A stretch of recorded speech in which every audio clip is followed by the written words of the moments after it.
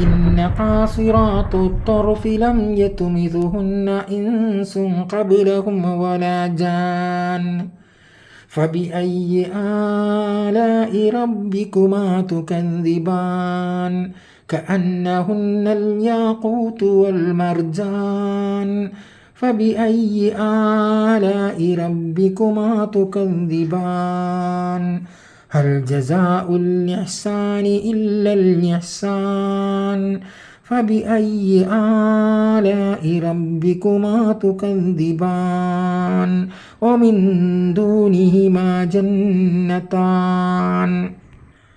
ആ സ്വർഗത്തോട്ടത്തിൽ ഇതുവരെയും ഒരു മനുഷ്യനും ജിന്നും സ്പർശിച്ചിട്ടില്ലാത്തതും കണ്ടിട്ടില്ലാത്തതുമായ സ്ത്രീരത്നങ്ങളുണ്ട്. സ്വർഗഹൂറികൾ. അവരെ കണ്ടാൽ കണ്ണുകൾ അവരിൽ നിന്ന് നമുക്ക് മറ്റൊരിടത്തേക്ക് ചലിപ്പിക്കുകയില്ല. അത്രക്കും ഭംഗിയാണ്, ലഹരിയാണ്. അവരെക്കുറിച്ച് പറയുന്നത്, വർണ്ണിക്കുന്നുണ്ട് ഖുർആൻ. കഅന്നഹുന്നൽ യാഖൂത്തു വൽ മർജാൻ എന്നാണ് പറഞ്ഞത്. മുത്തും പവിഴവും പോലെ, പവിഴവും മാണിക്യവും പവിഴവും പോലെ സാദൃശ്യ സൗന്ദര്യമുള്ളവരാണവർ. അത്രക്കും ഭംഗിയുള്ളവർ. നിങ്ങൾ ദുനിയാവിൽ യൂസുഫ് നബി അലൈഹിസ്സലാമിനെ കണ്ടപ്പോൾ ആ കണ്ട സ്ത്രീകൾ കൈമുറിച്ച കഥ നിങ്ങൾ കേട്ടിട്ടുണ്ടായിരിക്കും. സുലൈഖ ബീവിയുടെ ആ കൊട്ടാരത്തിൽ കുറേ സ്ത്രീകളെ അവർ വിരുന്നൂട്ടി. ആ സമയത്ത് വിരുന്നിന് വന്ന സ്ത്രീകൾ ചോദിച്ചു, നിന്റെ യൂസുഫ് എവിടെ എന്ന് ചോദിച്ചു. ഞങ്ങൾക്കൊന്ന് കാണാൻ പറ്റുമോ, വളരെ ആഗ്രഹമുണ്ട് കാണാൻ എന്ന് പറഞ്ഞു. ആ സമയത്ത് യൂസുഫിനെ കൊണ്ടുവരുന്നതിന് മുമ്പായി അവരുടെ കൈകളിൽ പഴവും കത്തിയും കൊടുത്തു. ഇത് നിങ്ങൾ ചെത്തി തിന്നണം. ഇത് നിങ്ങൾ തിന്നുകൊണ്ടിരിക്കുമ്പോൾ ഞാൻ നിങ്ങൾ ആവശ്യപ്പെട്ട ആഗ്രഹം നിറവേറ്റും. യൂസുഫിനെ ഞാൻ കൊണ്ടുവരും. എന്നാൽ നിങ്ങൾ തിന്നാൻ തുടങ്ങിക്കോളൂ എന്ന് പറഞ്ഞു. യൂസുഫിനെ കൊട്ടാരവാസികളോട് കൊണ്ടുവരാനായി കൽപ്പിച്ചു. അവർ കൊണ്ടുവന്നു.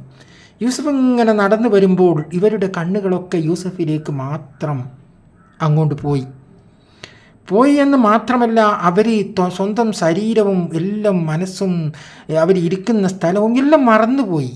യൂസുഫിനെ മാത്രം നോക്കി നിന്നു. ആ ലഹരിയിൽ അവരുടെ മനസ്സും ശരീരവും കുളിർത്തു. അവർ കയ്യിലിരുന്ന കത്തി കൊണ്ട് ചെത്തിയിരുന്നത് പഴമായിരുന്നെങ്കിലും പഴം നിലത്തേക്ക് വീണിരുന്നു. അവർ കയ്യിൻ്റെ വിരലാണ് പിന്നീട് ചെത്തിത്തുടങ്ങിയത്. ചോര പരസ്പരം അങ്ങോട്ടും ഇങ്ങോട്ടും ചീറ്റി ഒഴുകുകയാണ്. ചിലരെല്ലാം വീഴുന്നു, ബോധരഹിതരായി വീഴുന്നു.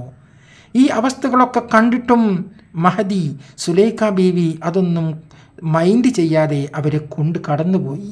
അങ്ങനെ യൂസുഫിനെ അങ്ങനെ ബടുവന്മാർ കൊണ്ടുപോയി.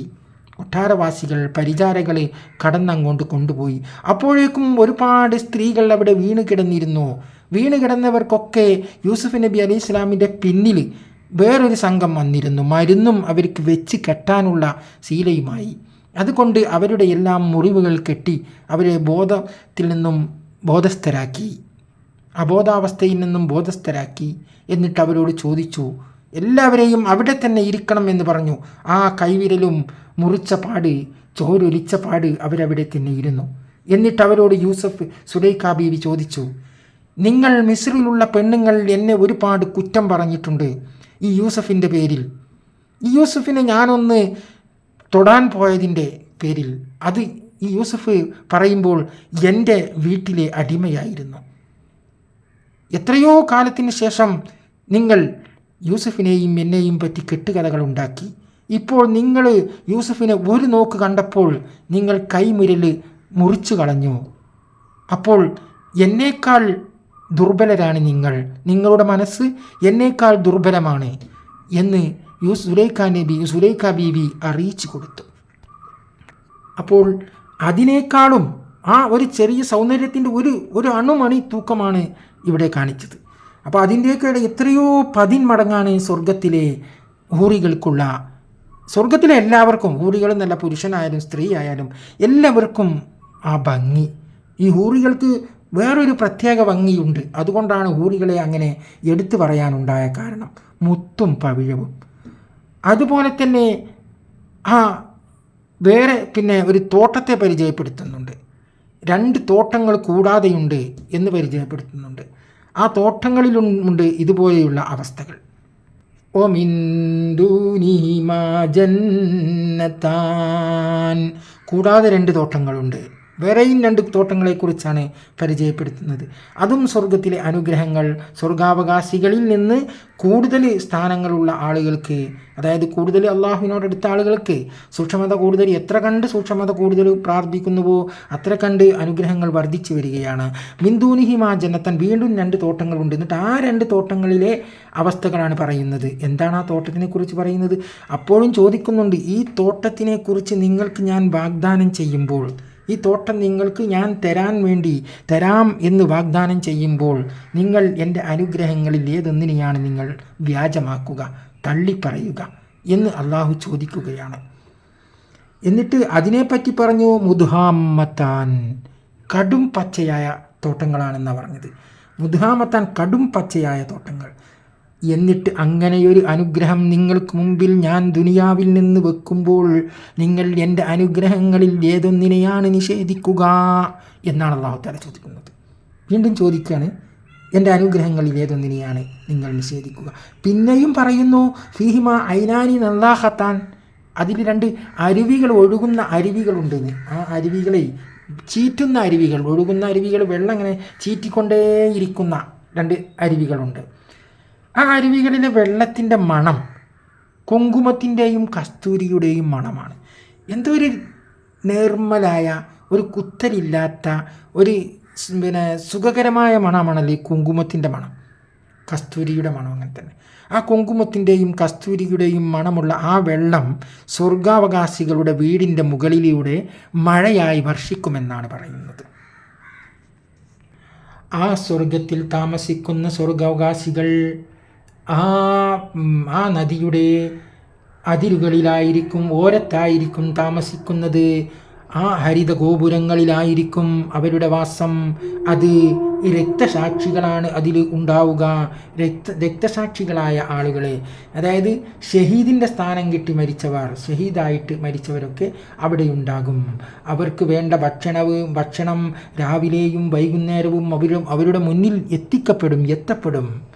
അത് എങ്ങനെയാണ് എന്ന് അള്ളാഹു നിശ്ചയിച്ച പ്രകാരം. ഇതൊന്നും എന്തുകൊണ്ടാണ് ഒരു തുറന്ന വേദിയിലേക്ക് പറയാത്തത് എന്ന് വെച്ചാൽ, വിശ്വാസം നല്ല ഉള്ള ആളുകൾക്ക് മാത്രമേ അതാണല്ലോ ഈമാനിൻ്റെ കടുപ്പം ഇത്രയും ആയി പറഞ്ഞത്. ഈമാൻ ഉണ്ടാവുമോ എന്ന് ചോദിക്കാൻ കാരണം, ഒരു മനുഷ്യനക്ക് ഈമാൻ ഉണ്ടാവണം, അല്ലെങ്കിൽ നിൻ്റെ ഈമാൻ അത്ര കാമിലാവണം എന്നൊക്കെ പറയുന്നത്, അല്ലാഹു തആല ഖുർആനിലൂടെ അള്ളാഹു തന്നെ തൻ്റെ കലാമായിട്ട് പറയുകയാണ്. ഈ അനുഗ്രഹങ്ങളൊക്കെ ഉണ്ടാവും എന്ന് പറയുമ്പോൾ അപ്പോഴും പിന്നെ അങ്ങനെ ഉണ്ടാവും, അതെങ്ങനെയാണ്, അത് ശരിയാണോ, അത് വിശ്വസിക്കാൻ പറ്റും എന്നൊക്കെ പറഞ്ഞിട്ട് നമ്മൾ സംശയിക്കുന്ന ആളുകൾക്ക് ഈമാൻ കുറവാണ്. ഉണ്ടാകും അനുഗ്രഹം തീർച്ച. ഇനി അതിന് ഉദാഹരണങ്ങൾ എന്താണ് എന്ന് നമുക്ക് പറയാം. എന്താ ഉദാഹരണങ്ങൾ? ഡ്രൈവിംഗ് അറിയാത്ത ഒരാളാണ് സ്വപ്നത്തിൽ ഡ്രൈവറായിട്ട് പോകുന്നത്. വിമാനം അറിയാത്ത ഒരാളാണ് വിമാനത്തിൽ ഇങ്ങനെ പോകുന്നത്. കണ്ണ് പൊട്ടനാണ് കിനാവ് കാണുന്നത്. നിങ്ങൾ ചോദിച്ചു നോക്കുകയാണെങ്കിൽ കണ്ണുപൊട്ടനോട്, നീ കിനാവ് കാണലുണ്ടോയെന്ന്. കിനാവ് കാണലുണ്ട്. അപ്പോൾ അതെങ്ങനെ? ആ ചോദ്യത്തിന് നിങ്ങൾ ഉത്തരം കണ്ടെത്തിയോ? ഇല്ല. പ്രപഞ്ചത്തിലുള്ള റിസർച്ച് കേന്ദ്രങ്ങൾ ഏതെങ്കിലും, അല്ലെങ്കിൽ പ്രപഞ്ചത്തിലുള്ള റിസർച്ച് ശാസ്ത്രജ്ഞന്മാർ ആരെങ്കിലും അതിനൊരു മറുപടി ഇന്ന് വരെ പറഞ്ഞിട്ടില്ല. സ്വപ്നത്തിന് എങ്ങനെയാണ് അതുണ്ടാകുന്നത്, സംഭവിക്കുന്നതെന്ന്. കാലും കയ്യും ഇല്ലാത്തവൻ നടന്നു പോകുന്നതും, ഗൾഫിൽ വിദേശ രാജ്യങ്ങളിൽ ഒരിക്കലും പോവാൻ ഭാഗ്യമില്ലാത്തവൻ ആ വിദേശ രാജ്യങ്ങളിൽ ഉല്ലസിച്ച് നടക്കുന്നതും, അങ്ങനെ ഏതെല്ലാം സ്വപ്നങ്ങളാണ് നമ്മൾ ഒന്ന് കണ്ണടച്ചാൽ കാണുന്നത്. അതൊക്കെ എന്താണ്? എന്ത് ഹിക്മത്താണത്? അതിൻ്റെ ഹിക്മത്ത്, ആ തന്ത്രജ്ഞൻ ആരാണ്? അതിൻ്റെ എൻജിനീയർ ആരാണ്? നിങ്ങളൊന്ന് ചിന്തിച്ച് നോക്കിയിട്ടുണ്ടോ? അല്ലാഹു തആലയാണ്. അപ്പോൾ അള്ളാഹുവിൽ അർപ്പിച്ച് വിശ്വസിക്കുക. ഹസ്ബുനല്ലാഹു നിഅമൽ വക്കീൽ എന്ന നാമം എപ്പോഴും നമ്മളുടെ ചുണ്ടിലുണ്ടോ, അവൻ രക്ഷപ്പെട്ടു. ആ സ്വർഗത്തിലൂടെ കുതിച്ചൊഴുകുന്ന ആ 2 നദികളെ തൊട്ട് നബി സല്ലല്ലാഹു അലൈഹി വസല്ലമ പരിചയപ്പെടുത്തി. സൂറത്തുർ റഹ്മാനിൽ 66-ാമത്തെ ആയത്തിൽ അല്ലാഹു തആല അത് വിശദീകരിക്കുന്നു. അല്ലാഹു തആല പറയുന്നു, അല്ലാഹു തആല മനുഷ്യർക്ക് വാഗ്ദാനം ചെയ്യുന്നതിനെക്കുറിച്ച് നബി സല്ലല്ലാഹു അലൈഹി വസല്ലമ കാണിച്ചു തന്നു. ദുനിയാവിൽ വീടുകൾക്ക് മീതെ മഴ വർഷിക്കും പോലെ ആ നദികളിൽ നിന്നും ജലം ചീറ്റിയൊഴുകുന്നതാണ് അവരുടെ വീടുകളിലൂടെ, അവരുടെ വീട് മേൽക്കൂരകളിലൂടെ. അവിടെ നിന്ന് നബി സല്ലല്ലാഹു അലൈഹി വസല്ലമ പറഞ്ഞു, സ്വർഗത്തിൽ നിന്ന് ഭൂമിയിലൂടെ 4 നദികൾ ഒഴുകുന്നുണ്ട്. 2 എണ്ണം പ്രത്യക്ഷമായും 2 എണ്ണം പരോക്ഷമായിട്ടുമാണ്. അതിൽ 2 എണ്ണം യൂഫ്രട്ടീസ്, സൈഹാൻ, ജയ്ഹാൻ, നൈൽ എന്നിങ്ങനെ പേരായ നദികളാണത്. ആ നദികളുടെ പേരും നബി സല്ലല്ലാഹു അലൈഹി വസല്ലമ പറഞ്ഞു. 2 എണ്ണം നമുക്ക് കാണാൻ പറ്റുന്ന രീതിയിലും 2 എണ്ണം കാണാൻ പറ്റാത്ത രീതിയിലുമാണ്. അത് നമ്മൾ കാണാത്തതാണ്. ഇൻഷാ അല്ലാഹ് ഇനി സ്വർഗത്തിലെ ഈ ചില കുടിക്കപ്പെടുന്ന പാനീയങ്ങളുണ്ട്, അത് കുടിച്ചാലുണ്ടാകുന്ന അവസ്ഥ. ചില വൃക്ഷങ്ങളുണ്ട്, ആ വൃക്ഷത്തെ പറ്റിയുള്ള ചില അവസ്ഥകൾ, അവിടുത്തെ കുട്ടികളെ സംബന്ധിച്ചുള്ള അവസ്ഥകൾ ഒക്കെയാണ് അടുത്ത വീഡിയോയിലൂടെ ഇൻഷാ അല്ലാഹ് പരിചയപ്പെടുത്തുന്നത്. അസ്സലാമു അലൈക്കും വറഹ്മത്തുള്ളാഹി വബറകാതുഹു. കലിമാസ് ചാനൽ നിങ്ങൾ സബ്സ്ക്രൈബ് ചെയ്യുക, ഷെയർ ചെയ്യുക. അറിവും ഈമാനും ജനങ്ങൾക്ക് ഉണ്ടാവട്ടെ നമ്മളുടെ ഈ സന്ദേശത്തിലൂടെ ഇൻഷാ അല്ലാഹ്. അസ്സലാമു അലൈക്കും വറഹ്മത്തുള്ളാഹി വബറകാതുഹു.